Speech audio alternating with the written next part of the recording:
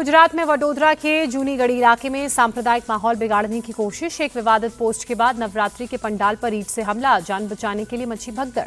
भारी तादाद में मुस्लिम समुदाय के लोग सिटी पुलिस स्टेशन के पास इकट्ठा हुए। मुस्लिम धर्मगुरुओं की मदद से पुलिस ने सड़क को खाली करवाया, लोगों से शांति की अपील की। गुजरात के गोधरा में सोशल मीडिया पर वायरल एक भड़काऊ वीडियो पर भड़का अल्पसंख्यक समुदाय, पुलिस स्टेशन में तोड़फोड़ की, कई पुलिस वाले घायल।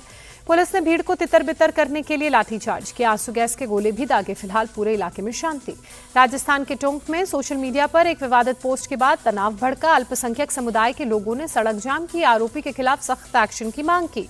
मणिपुर के विष्णुपुर में असम राइफल्स के काफिले पर घात लगाकर हमला, अर्धसैनिक बल के एक जेसीओ सहित 2 जवान शहीद। इम्फाल से विष्णुपुर जा रहे असम राइफल्स के काफिले पर अचानक हुए हमले में 5 जवान घायल, इम्फाल के विम्स में भर्ती।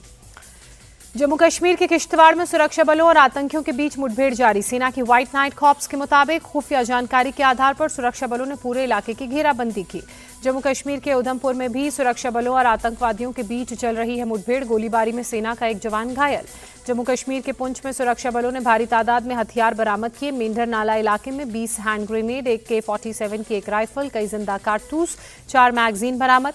पीएम मोदी का आज गुजरात दौरा। भावनगर में सुबह 10:30 बजे समुद्र से समृद्ध कार्यक्रम में शिरकत करेंगे। 34,200 करोड़ की विकास परियोजनाओं की सौगात देंगे।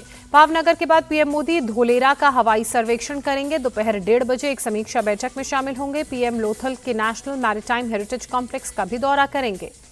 राहुल गांधी के वोट चोरी के आरोप पर चुनाव आयोग का जवाब, वोटर लिस्ट से ऑनलाइन किसी का नाम नहीं हटाया जा सकता। चुनाव आयोग ने आलंद में वोटर्स के नाम गलत तरीके से हटाए जाने से इनकार करते हुए कहा, 2023 में आयोग ने ही गड़बड़ी की आशंका पर एफआईआर दर्ज करवाई थी। राहुल गांधी के जेनजी प्लान पर घमासान, बीजेपी ने कहा देश को गृह युद्ध में धकेलना चाहते हैं राहुल, भारतीय लोकतंत्र के लिए राहुल खतरनाक। राहुल गांधी ने अपने अर्बन माओवादी होने के सबूत दिए। महाराष्ट्र के सीएम देवेंद्र फडणवीस का पलटवार। राहुल गांधी के जेनजी वाले पोस्ट पर उप मुख्यमंत्री केशव प्रसाद मौर्य ने निशाना साधते हुए कहा, राहुल गांधी कभी हाइड्रोजन बम फोड़ने की बात करते हैं तो कभी भूकंप लाने की बात करते हैं। केंद्रीय मंत्री नित्यानंद राय ने राहुल गांधी पर हमला बोलते हुए कहा, पूरा देश और बिहार जानता है कि वोटर चोर कौन है। राहुल के बयान का आरजेडी ने समर्थन कर कहा, अगर हम अभी स्थिति नहीं सुधारेंगे तो सब कुछ अराजकता में तब्दील हो जाएगा। Overseas Congress chief Sam Pitroda का फिर से विवादित बयान, कहा पाकिस्तान में घर जैसा महसूस होता है, लगता ही नहीं कि विदेश की धरती पर हूं। सैम पित्रोदा के बयान पर बीजेपी का पलटवार, कहा हर कोई जानता है राहुल और उनके गुरु को पाकिस्तान से खास प्रेम है। तेजस्वी यादव की 5 दिवसीय बिहार अधिकार यात्रा का आखिरी दिन, जहानाबाद से शुरू हुई यात्रा का आज वैशाली में समापन होगा। तेजस्वी यादव का नीतीश सरकार पर अटैक, कहा थाना हो या ब्लॉक, बिना घूस दिए काम नहीं चलता।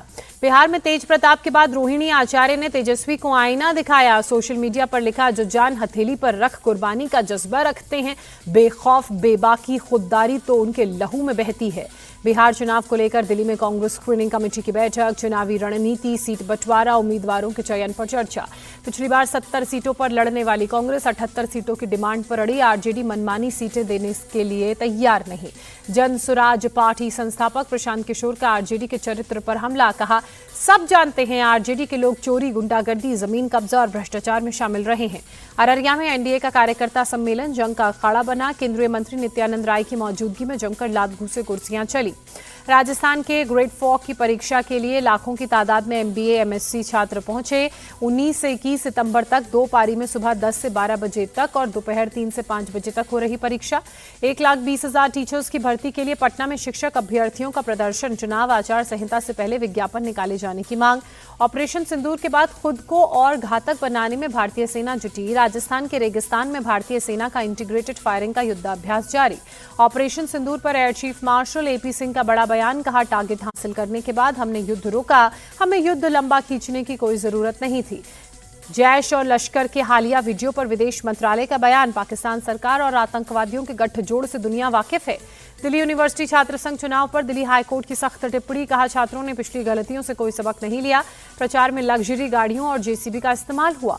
दिल्ली यूनिवर्सिटी छात्र संघ चुनाव में एबीवीपी का डंका, अध्यक्ष समेत 3 पदों पर जीत हासिल की। एनएसयूआई को एक भी सीट पर जीत नहीं मिली। या अली और जिया रे जैसे कई सुपरहिट गानों को आवाज देने वाले असम के सिंगर जुबिन गर्ग का सिंगापुर में निधन। स्कूबा डाइविंग के दौरान हादसे में घायल हुए थे। प्रधानमंत्री मोदी ने 52 साल के जुबिन गर्ग के निधन पर अफसोस जताते हुए कहा, उनके समृद्ध संगीत योगदान के लिए हमेशा उन्हें याद किया जाएगा। गुवाहाटी में जुबिन गर्ग को याद कर उनके फैंस भावुक हुए, नम आंखों से श्रद्धांजलि दी। लखनऊ में सीएम योगी आदित्यनाथ ने बैठक की, आगामी त्योहारों को देखते हुए अधिकारियों को जरूरी निर्देश दिए।